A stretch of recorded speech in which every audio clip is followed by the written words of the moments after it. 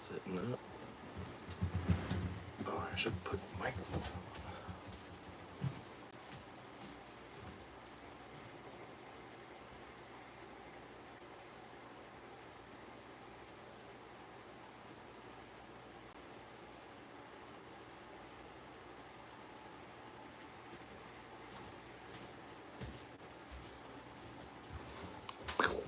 There we go. Let's do this.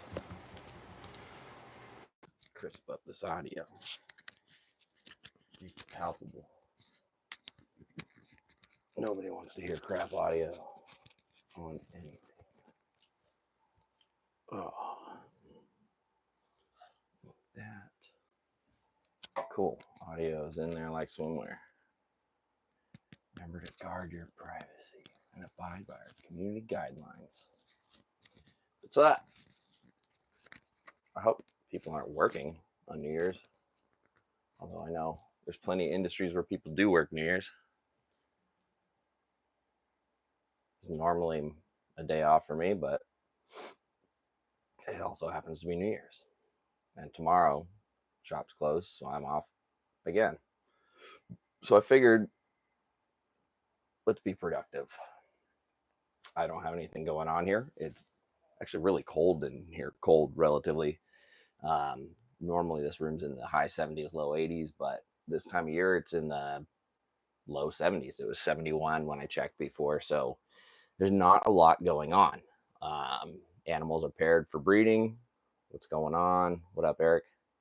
The Apodora behind me down there are paired up, potentially locked up. So that's a good sign. Fluffy has yet to rip off her lights. That's her face right there. Her lights are still up, so that's a win. And yeah, what's going on? So yeah, I figured I haven't really been in the video making mood lately, and not much is going on, but a live video might suffice. We're in the snake room. I've got things lit up a little bit. The Womas are paired. The Apodora are paired. Some of the carpets are paired. I don't know, but we've got not much else going on. It's New Year's, so let's hang. Let's talk. Pomona's coming up soon. I'll be bringing quite a few babies with me there. Two of which sold yesterday.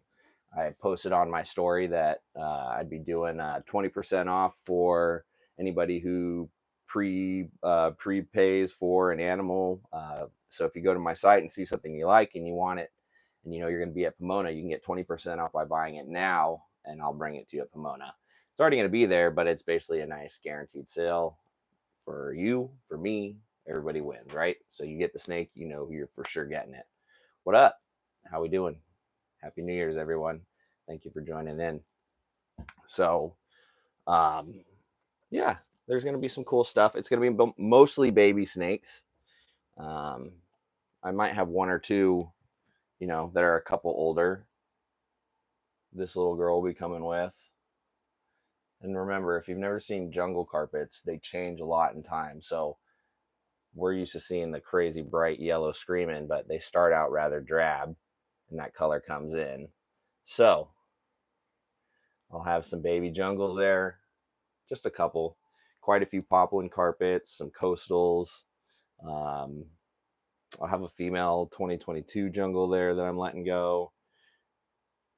Some pretty good stuff, hopefully. So we'll see. I'm going to sift through. I might let go of a couple more holdbacks. So who knows?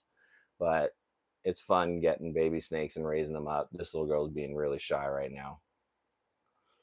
But she'll be at Pomona with me. She'll be on the table.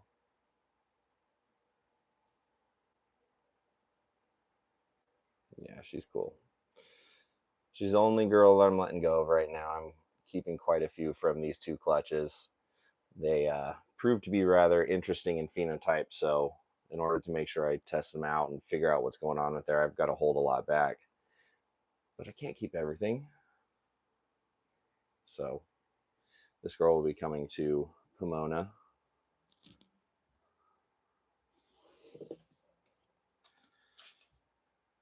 see what else is coming. Ooh, this girl's coming.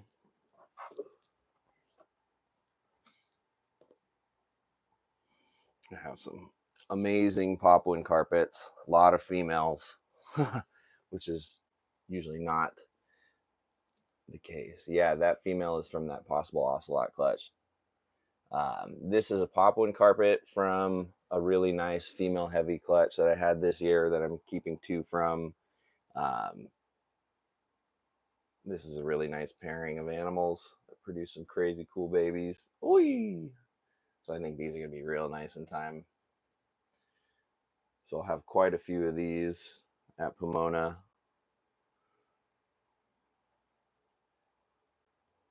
Some nice color there.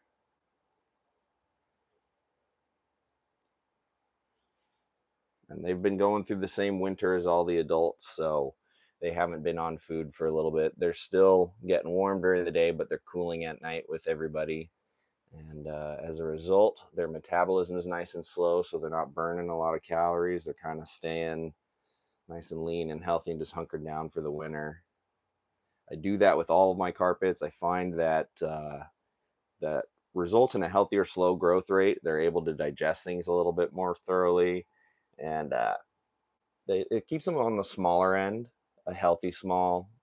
Um, these things can get big if you feed them a lot, and by giving them a winter too. I also have to think that it's got to condition them nicely for if your plans are to breed. That first time you go to winter cycle them for breeding, it's nothing new for them. So the idea is that they've experienced some seasonality by then.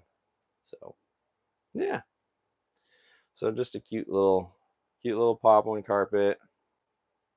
Lots of beautiful lavender coming through. I don't know if the camera's really picking it up well, but in person there's quite a bit of contrast. I mean, this stuff really looks lavender, and they change quite a bit.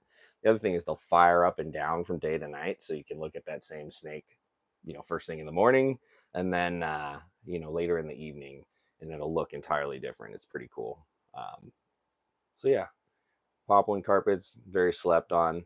This is a carpet python, more specifically a popwin carpet, the Morelia spilota variegata, which would include popwin carpets, Darwin carpets, and Cape Yorks.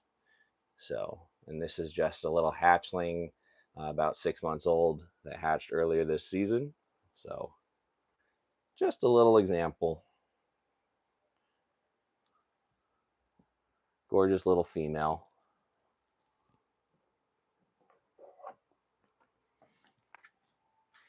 And I'll have, a handful of well-started animals that are, a year old, already well into their lifestyle and shedding and routine and whatnot, but still young. I'll have, even more babies from this year, one or two, 2.5-year olds and 3-year olds.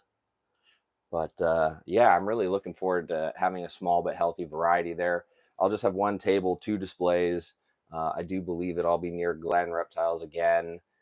So thank you, Rami, for helping us stay together. We kind of work together, and yeah, it's nice being situated next to a friend. So looking forward to that. Otherwise, yeah, just hanging out. If anybody has any questions or any requests on things, I mean, I only have carpet pythons, and a lot of them are breeding, but or young. So I guess it's not the most exciting thing in the world, but you know, you guys are on top of a rattlesnake. If you didn't know that, he's right below you. So, woo. um, yeah, even the rattlesnakes get in the winter. No heat, riding ambient. Citrus tiger holdbacks. Okay. What's up, Jeremy? I have a female caramel citrus tiger that I held back from the 23 season here. She's a little shy. Let me wipe her off. She was just swimming. The imported popwins are okay. The female's great. The male is, he's not liking the winter, so I've got him separate to kind of just stay in a nice little hot box and kick whatever funk he's got going on. But this is a caramel citrus tiger female het albino that I held back from the 2023 season.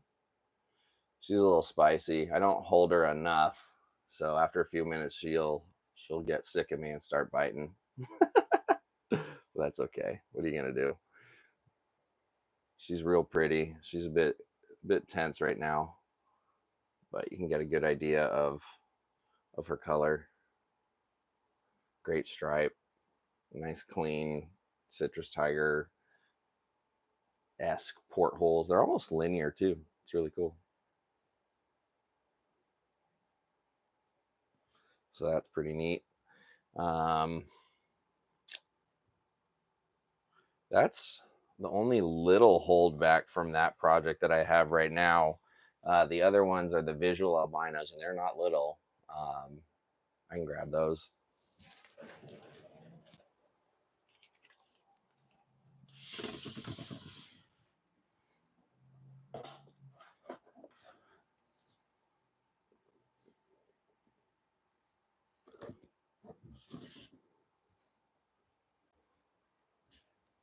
All right.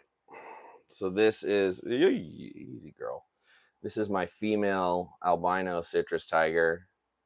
This was from the clutch that produced those world's first time an albino citrus tiger was made.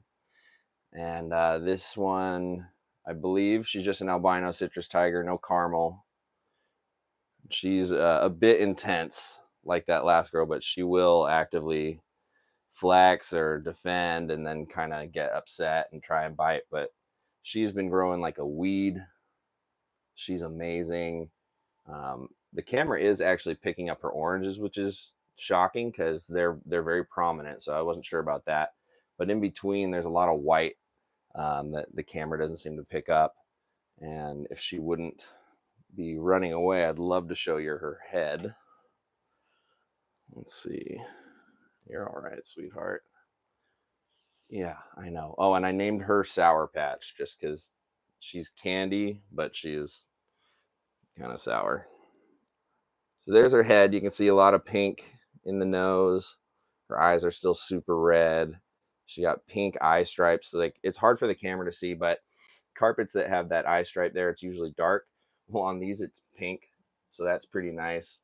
She's got a ton of orange and yellow to her.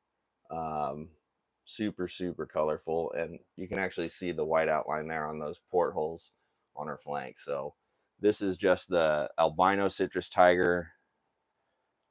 I don't believe this is the caramel albino, and I'll show you the caramel albino version. Her brother, the holdback male that I kept from the same clutch, that same world's first clutch of albino citrus tigers. And it actually took me a while to discern the two concretely and be able to say, okay, I firmly believe that's with caramel and that's without.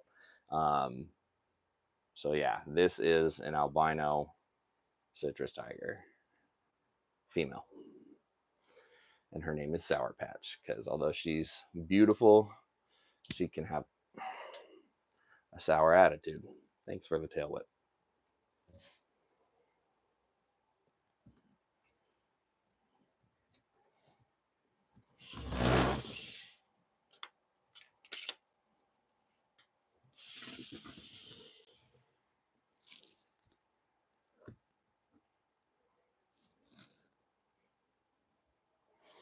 All right. And this is the male caramel albino citrus tiger. And this is Skittles. And he's profoundly more orange than the female.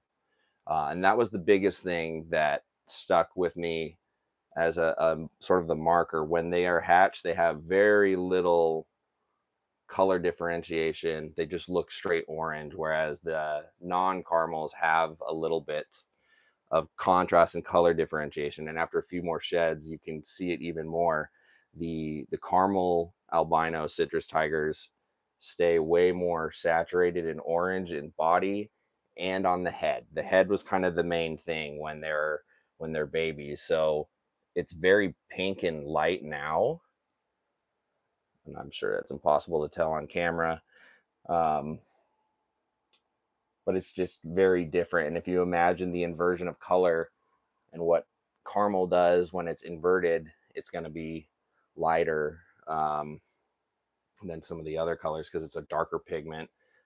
And it just, yeah, the saturation when they're babies is very different. And yeah, you can really see it.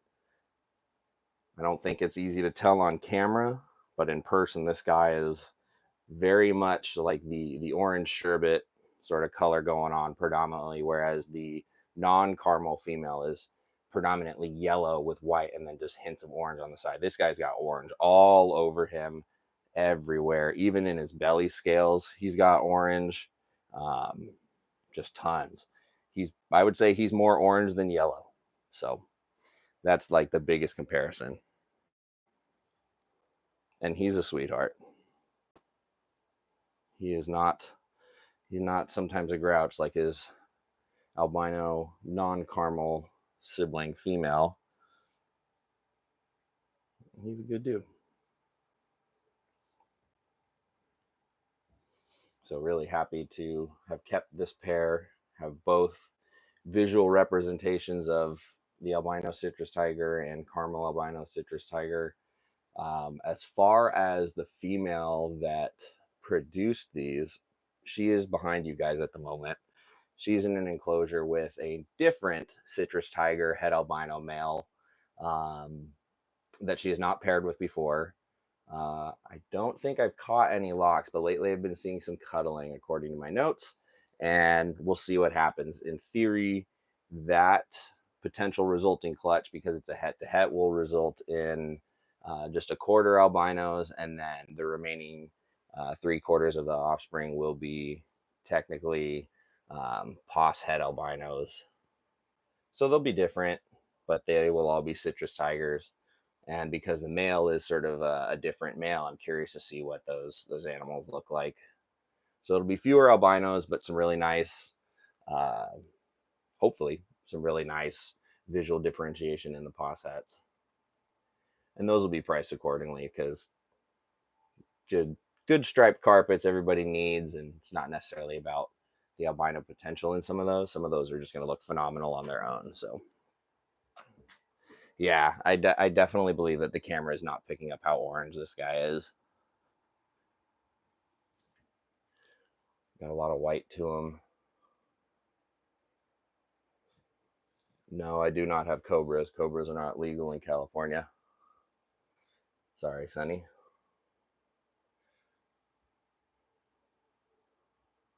So yeah, hopefully I'll make some more cool citrus tiger stuff this year, pos het albino, and some visuals. But yeah, and then maybe this guy will breed the following year. So that will be neat. No, it's not venomous. This is a carpet python. Pythons are non-venomous constrictors, and carpet pythons specifically come from Australia and Papua New Guinea. So non-venomous pythons. I do own a rattlesnake, but you wouldn't catch me on camera handling it. You wouldn't catch me handling it, period, like this. I'd be using safety equipment, tools, hooks, and being more respectful and responsible. Yeah. Nope, Tessa's not venomous. Just a lot of people will I'll still hear this actually. People will ask or say concretely as if they believe it's true that because it has a triangle head, it's venomous. That's not true. Those are just muscles. They just have big muscly heads. It's kind of triangle shaped. It's just got muscles in his head. Nope, no gaboon vipers. Can't have exotic venomous in California. I do not have eastern diamondbacks. I just have a northern Pacific rattlesnake as an education animal that I needed to get out of a friend's place. So yeah, do I have more? What? This whole room. This is my snake room. There's hundreds of snakes in here. I've got a lot more. Just had a specific request earlier to see the citrus tiger stuff, and specifically the holdbacks, because that's kind of my project these days, or one of them. Do I have more snakes? Yes. I have Woma pythons breeding behind me, Apodoras breeding back here, bunch of carpet pythons all around. It's mostly carpet pythons. Do I have any? Yes, I have a rattlesnake. It's below. I already said that. Um, that's it. I guess technically Western hognose are rear fang venomous, but I don't consider those venomous. Redman's deep in shed. New girl breeding in deep in shed too. Definitely not going to pull them out. They don't look good right now, unfortunately. It's not going to look good for them on camera, and I don't want to bother new girl for breeding purposes. I'm actually waiting for Redman to shed any day so I can put him back in with females. Come on, bro. Piathan, don't you scare? I'm not sure what you're asking, dude. I'm not scared of snakes at all. Sorry.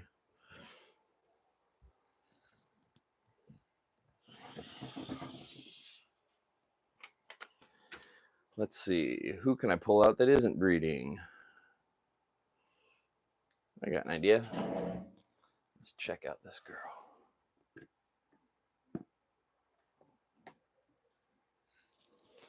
One of my Axanthic tigers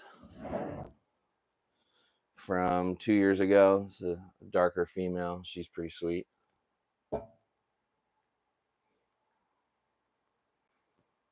Charles Luaris, can you show the female 2022 jungle? Sure. I can do that. Yeah.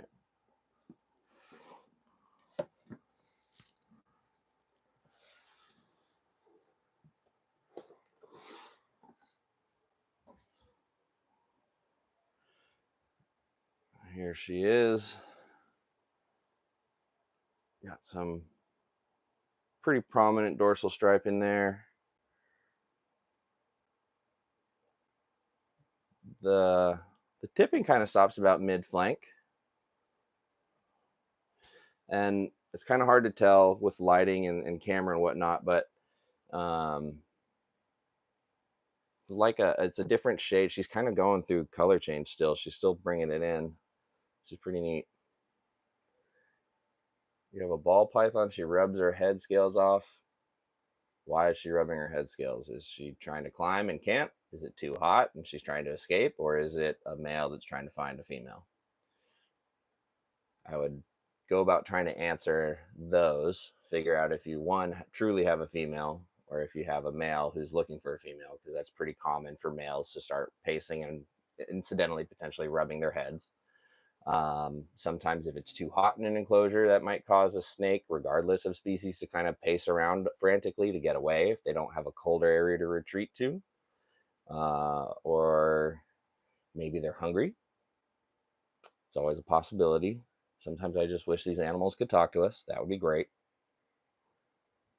Does Dan import any monitors? Yeah, from time to time. He generally imports what his customers that out to him are interested in, if it's available, and if it's something that he sees, potential in being able to actually move. He doesn't want to be stuck with monitors because they get big quickly. And he spent 6 months over in Thailand, 6 months here. So I would reach out to him. I would imagine, if so, it's probably some of the Indonesian smaller stuff, maybe mangroves, peach throats, things like that. So, Sonny, these guys eat rats and mice and quail or chickens sometimes as well. They're not very picky, but their predominantly staple food are rodents. And occasionally folks like myself will interject variety into their diet using quail, chickens, things like that. Carpet pythons generally will never refuse birds.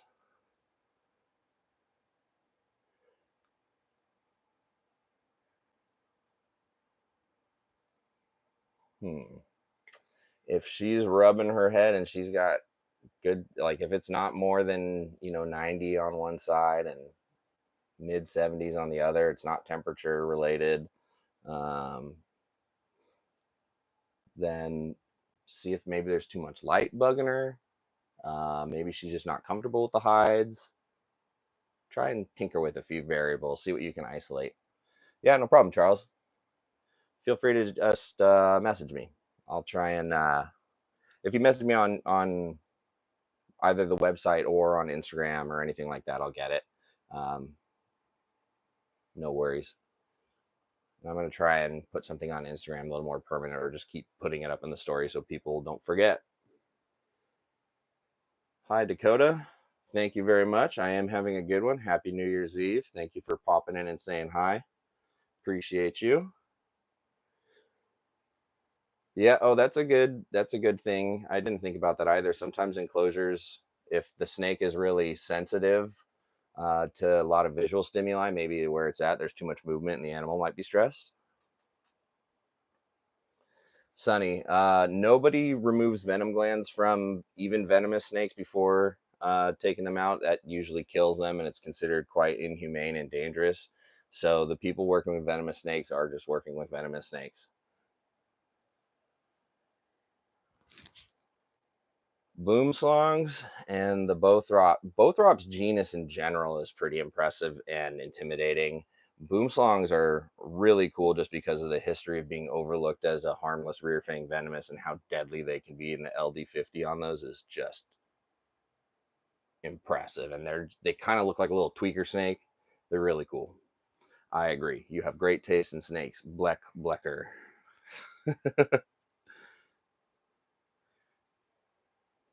Yeah, carpet pythons are definitely my jam. They're like not too big, but not too little. Active, but not crazy. Any womas I could bring out? Let me see if the male's hooked up with my female right now. If he's not locked up with her right now, I can bring him out. He hasn't been interested in food at all. He's just been interested in breeding, which is good. This is his first time. It's actually both of their first times breeding. I've been raising them up since we hatched them out at work a few years ago. Let's see.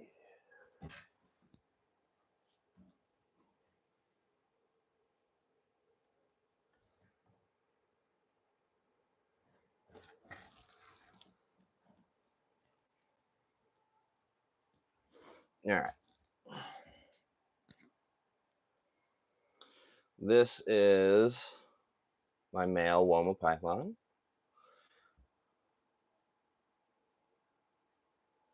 This guy is awesome. Really pretty. He's kept that really nice, almost reddish brown tint to him. Really nice orange belly. Good size on him too. Handsome boy. And he chilled out. He was chill at first as a baby, and then started being a little bitey sucker, and then now he's back to being chill again. The female, I don't trust at all. But that's pretty standard for Womas. Yeah, Womas are pretty sweet. They're cool animals. My first experience was working with one in Santa Barbara Zoo like 10 years ago, and we got it as a baby, and it was real bitey and nippy, and I had to socialize, and I got it to the point where it ended up being a super trustworthy education animal, and anybody could bring it out and handle it. You just had to start that contact with a hook. That was it. That was his jam. So I think they're awesome snakes. Both blackheads and Womas are super unique. No big facial heat pits, narrow, almost colubrid-esque heads, but savage feeders, hardy, tough animals, and gorgeous. I mean, I'm a sucker for stripes, but these bands, nice bands go hard. And then how can you not like it? He's got cute little eyebrows.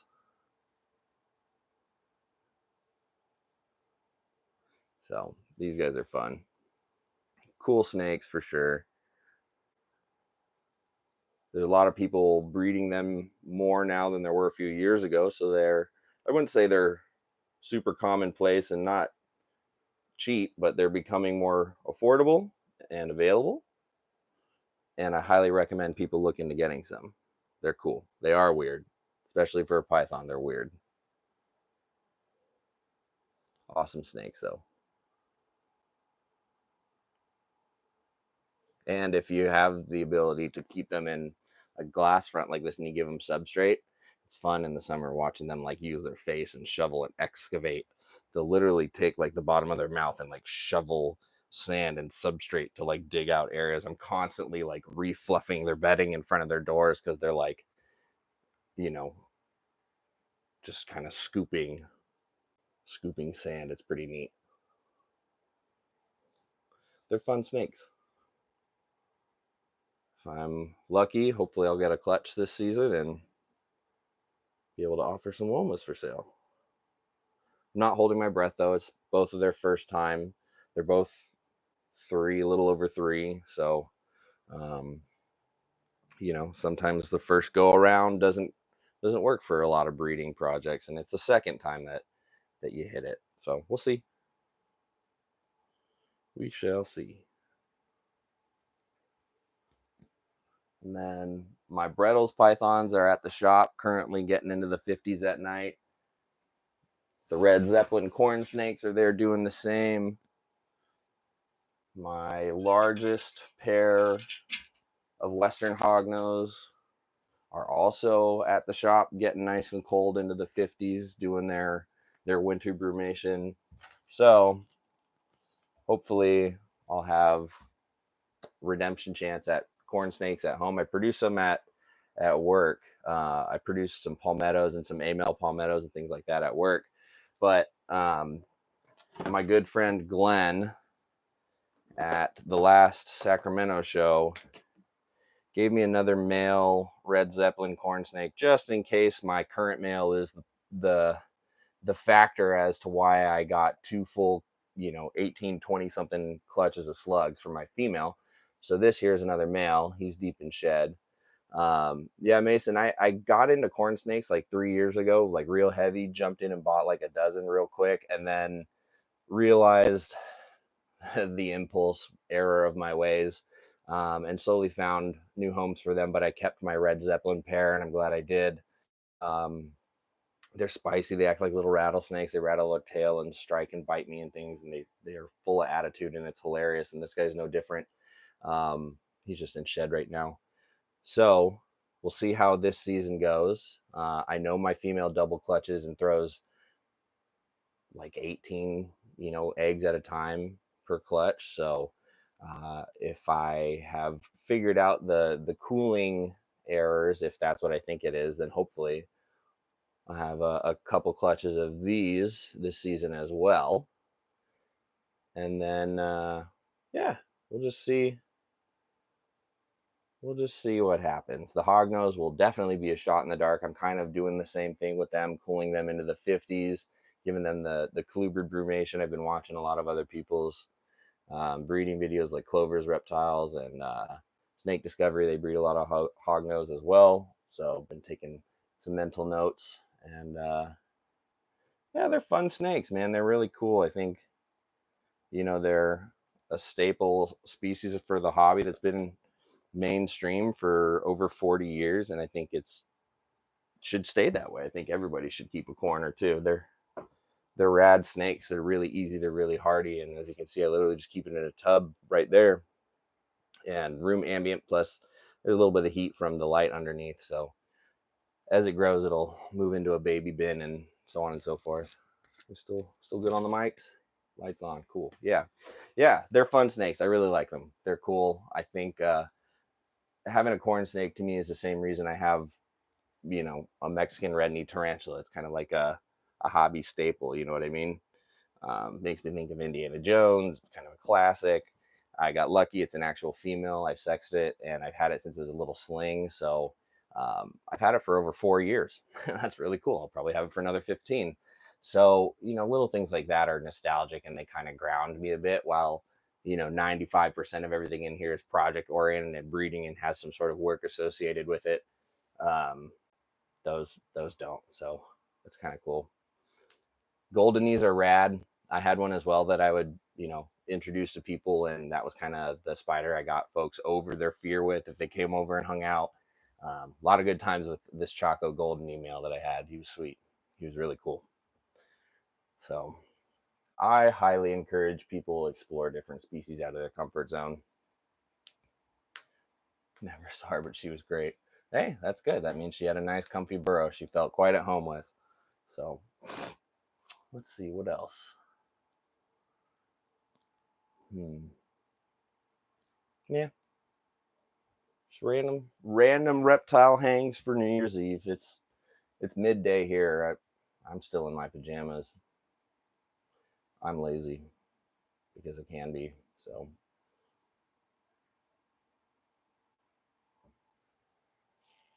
what else? What's worth looking at? Let's look at.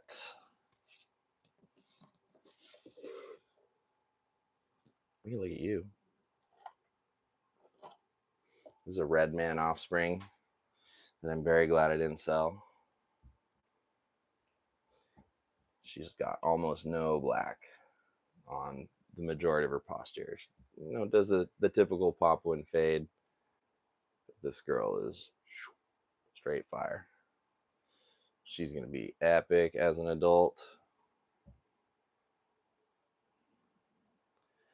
What are some colubrids you'd expect or suggest for people who only have experience with pythons and boas?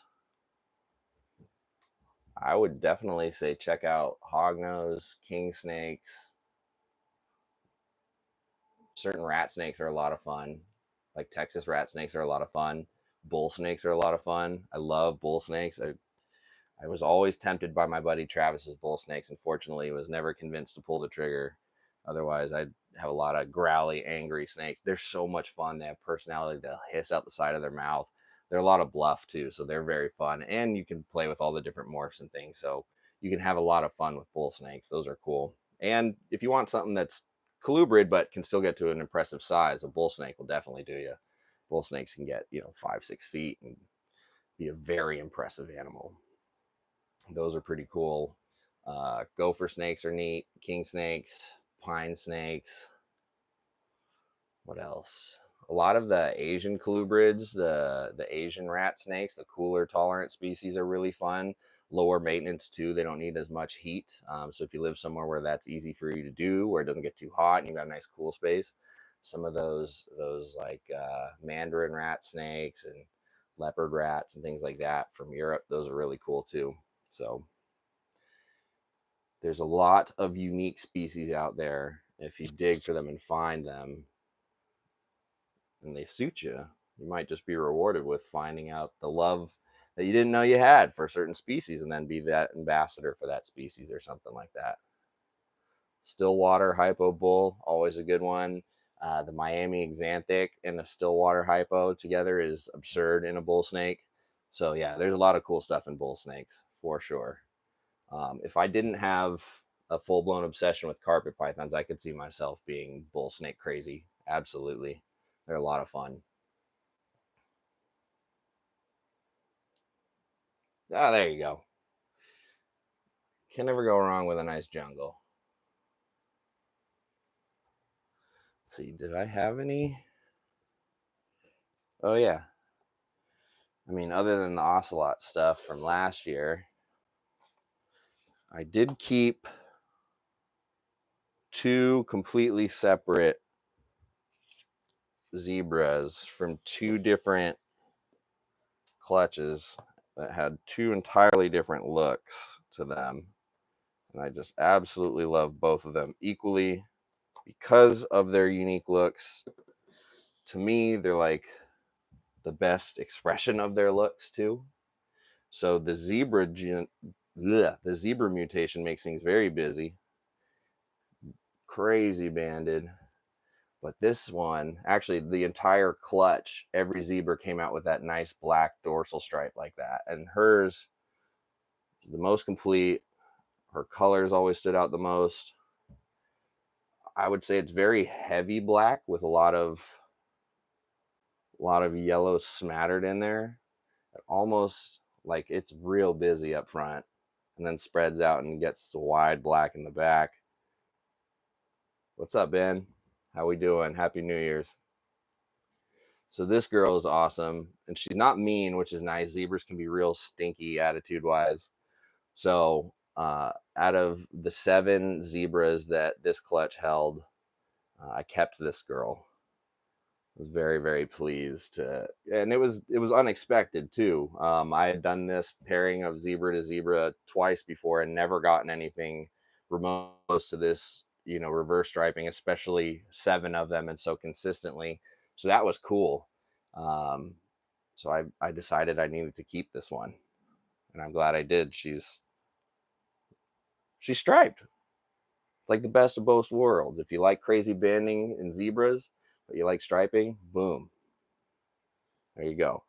So I had to keep her. Very happy about her. She's kept her color nicely. It's growing in still. She's getting brighter and brighter, which is great. So I'm excited for her future. And then I kept a different zebra from a completely different clutch.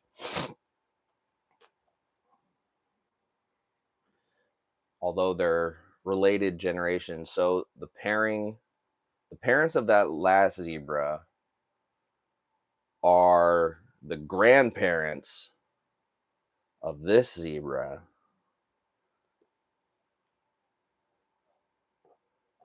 And she looks nothing like that first one. And that's because I took a super zebra that first pair of zebras made, raised her up, paired her with a really nice banded jungle from Owen of Rogue Reptiles, and this thing came out. Just tons of yellow all over, tons of tipping in the bottom, just an absolute gem, a lightning bolt of a zebra.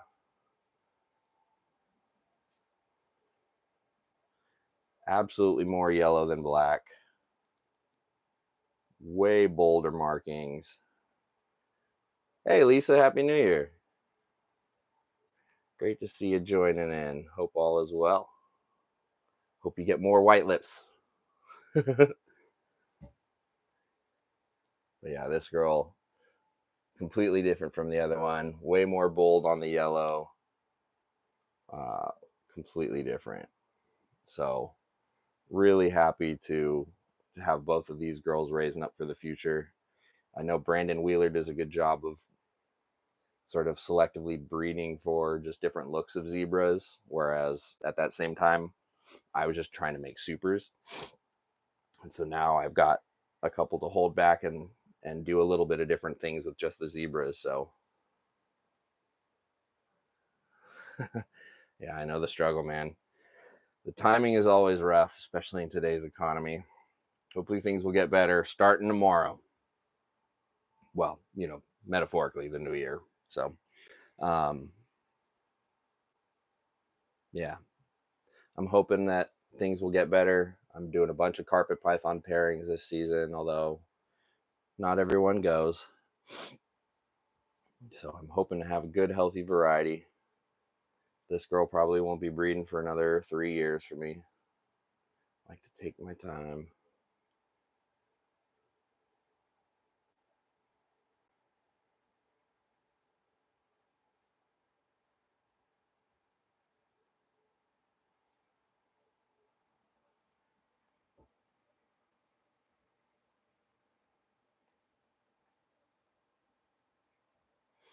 All right.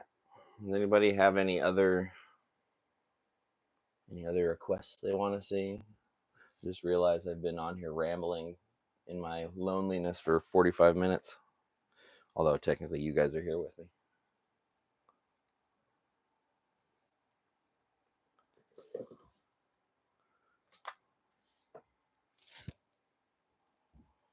Want to see a wild caught poplin just to end it off?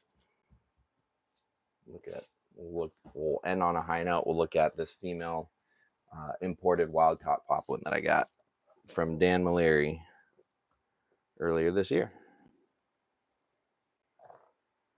Oh, come here.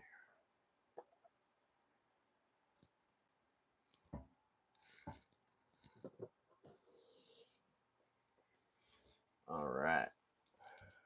And this beautiful velvety baby right here is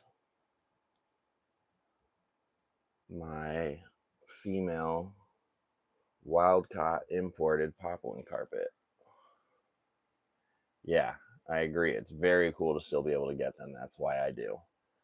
I currently have 1.2 that are straight up wild caught, hatched on the island, imported, and then I've got a handful that are farm hatched, as we call them. So those are animals that are hatched on the island in situ, essentially in breeding facilities there with wild caught founder animals.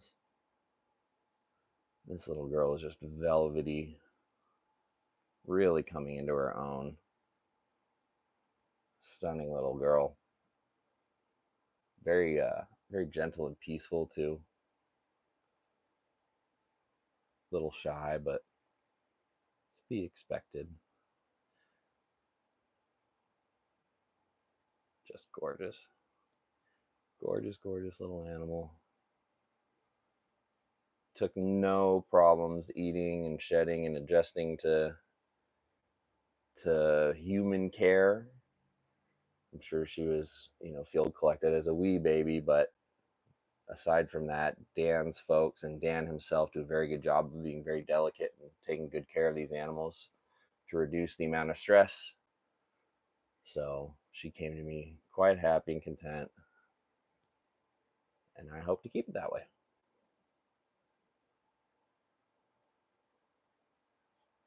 And it's nice having fresh wild caught blood where you know where it came from. It's a founder. It's a founder animal to new bloodlines. So very happy to have her here.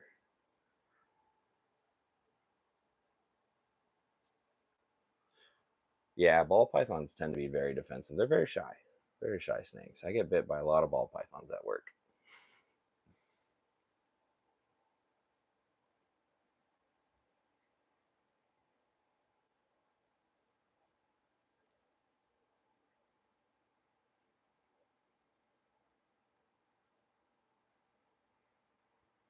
Ah, this thing's amazing. Beautiful, beautiful animal. All right. Well, I hope everyone has a wonderful New Year's. If you're one of those folks that does the New Year's resolutions, I wish you much success in those resolutions. And yeah, whatever goals you set for yourself for the new year, wish you the best of luck on them. And yeah, we'll see what the new year holds for this channel as far as how much I post, when, how often, that sort of thing. So we'll figure it out as we get there. But thank you for everyone who tuned in. Happy New Year's, and I will see you guys next year. Later.